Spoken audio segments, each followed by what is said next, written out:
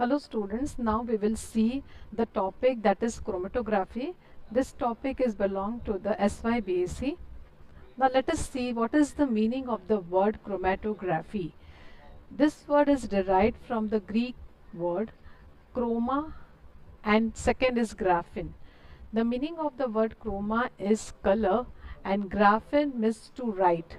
That is, this technique is nothing but the one of the kind of analytical tool which is used to resolve the mixture into its component. Now you can see here it is one of the technique which is very famous in as a laboratory techniques for the separation of mixture. So here the mixture is dissolved into fluid called the mobile phase, which carries it throughout the structure holding the another material which is called as stationary phase. So clear cut here we can see in this technique there is a two phase which are operating. The first is stationary phase and the second is mobile phase. So very clear, the first definition of chromatography we can see that this is a technique where the mixture is getting resolved into its component. The separation is based on the different partitioning between the mobile and stationary phase. Now let's see the principle of chromatography. This technique usually consists of both the phase which I told you before, mobile as well as stationary. The mobile phase is refers to the mixture of substances to be separated, dissolved into liquid or gases, while the stationary phase is a porous, that is a solid through which the sample is contained in the mobile for the percolation.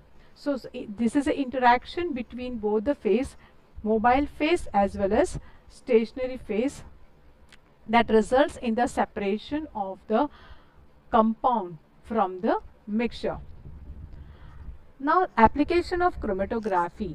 Definitely this is a vast application, very huge applications is there for the chromatography. The chromatography technique is used for the separation of very important amino acid, protein, carbohydrates. It is also used for the analysis of drug, hormones and vitamins from plant extract as well as from the animal extract. It is also helpful for the qualitative as well as quantitative analysis of complex mixture. This technique is very useful for the determination of molecular weight of protein. Even this technique is very much helpful in various pharmaceutical companies like Himalaya, Ayur. When this is a herbal cosmetic preparation of herbal cosmetic, when we want to extract some drug or secondary metabolites from the plant. So to know the exact composition of that particular drug or secondary metabolites from the plant, this technique is very much helpful. So this technique gives both the qualitative as well as qualitative estimation of secondary metabolites.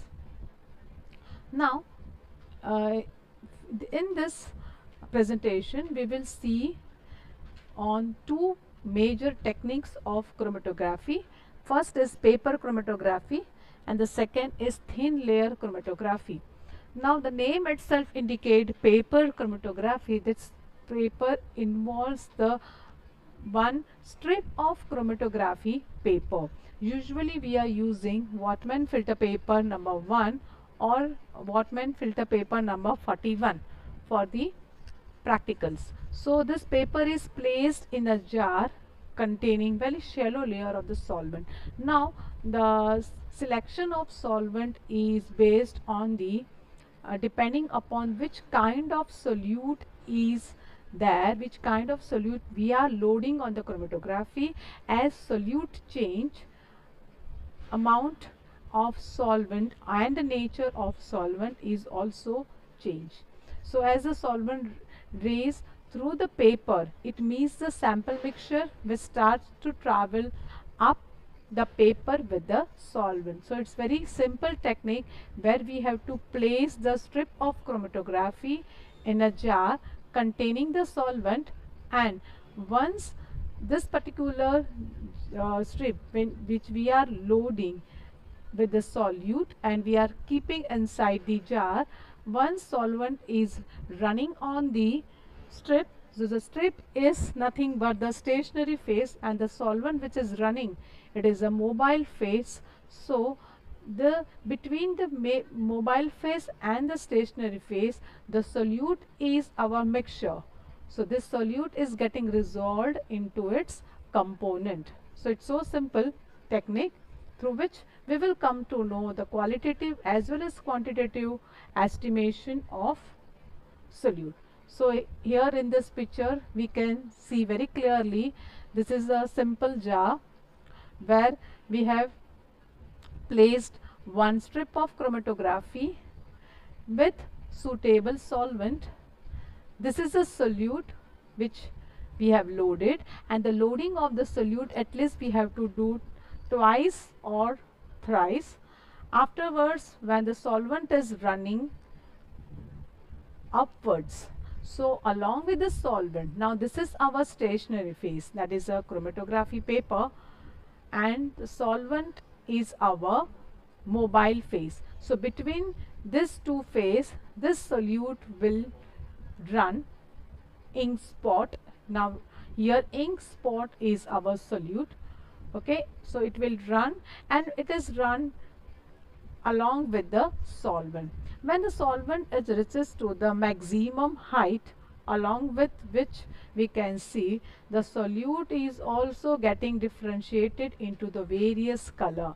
So 1, 2, 3, 4, 5, 6, the 6 spots which we are observing over here. So we can see that, or we can conclude that the ink spot is getting resolved into this 6 color.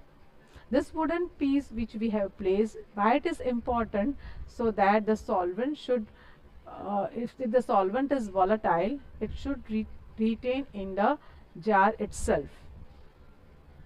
Now after that we have supposed to measure the distance traveled by solvent as well as distance traveled by solute. So from this origin we need to first calculate or measure the distance traveled by solvent, that is 5 centimeter, and suppose the position of this new spot which arised, it is 2.5 centimeter. So RF, that is a relative front we can say, or we can say retardation factor, which is equal to distance traveled by substance divided by distance traveled by solvent. So here the value will be a 2.5 and here the value will be a 5. So 2.5 divided by the whatever value which we are getting, it is the RF of that particular solute.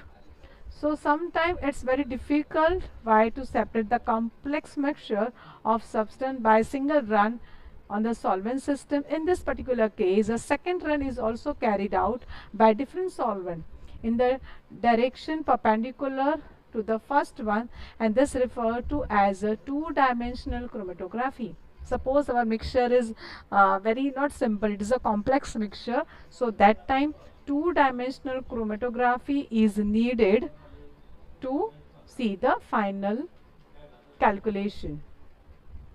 Now here we can see that direction, here this is a spot, this is the direction, okay, and here the second run which we are making over here, it is this on this direction. Okay, so this is a second front. First this is the solvent front number 1 and this is the solvent front number 2, through which we will come to know the exact direction and the exact number of its resolution components of mixture. So significant of paper chromatography, first it is very easy, very simple and highly efficient method of separation, can be applied even in a microgram quantity of sample. Suppose our sample is very less, then also we can apply, because through this particular paper chromatography we will get the result. Can also use for the separation of wide variety of material like amino acid, then oligopeptide, sugar, oligosaccharides, glycosides, purines, pyramids, steroids, vitamins, some alkaloids like penicillin, tetracycline, streptomycin, as they are very much important drug and they are very much important secondary metabolites also. Not preferred for separating protein because they are not soluble in many times into solvent system, so they are easily denatured by them. So this technique is not preferable for the specific protein. Paper chromatography is inferior to the thin TLC in resolving power because the resolution power of TLC is very much high. So now let's see the second technique, that is a thin layer chromatography, which is widely used as a laboratory technique. We can say that over to paper chromatography. So now name itself indicate TLC, that is a thin layer chromatography. So definitely there is a thin layer of absorbent, and very popular is silica gel, alumina or cellulose. These three absorbents are very popular for the TLC. So on that particular paper, compared to this paper, it is very highly advantage technique and fast technique, better separation it gives, and the choice between the two different absorbent is also good for us so as to get the better resolution. Now this is the technique where we are using a jar. You can see that this is a glass jar, same like paper chromatography. We have to put solvent, and this is a glass sheet on which there is a thin layer of absorbent, either silica or cellulose we can use. The thin layer of that particular absorbent is made, and on this particular glass we have to load the solute. Again, like paper chromatography, we need to cover this particular entire glass jar with glass plate. After few times, this particular solvent will run along with the solute.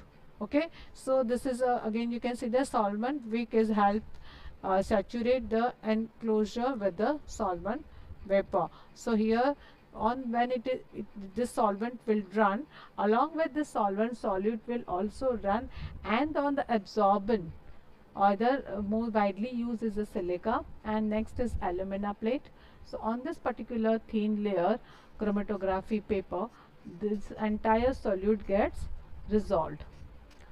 Significance of TLC: it is widely used in which includes the determination of pigments of a plant, detection of pesticide or insecticide in a food, which is very useful, identifying component present in a given substance, and also monitoring the organic reaction which takes place in a plants, also in a food items. So this is highly recommended techniques which is widely used in industries and pharmaceutical companies. So thank you for watching, and next presentation we will see. Thank you.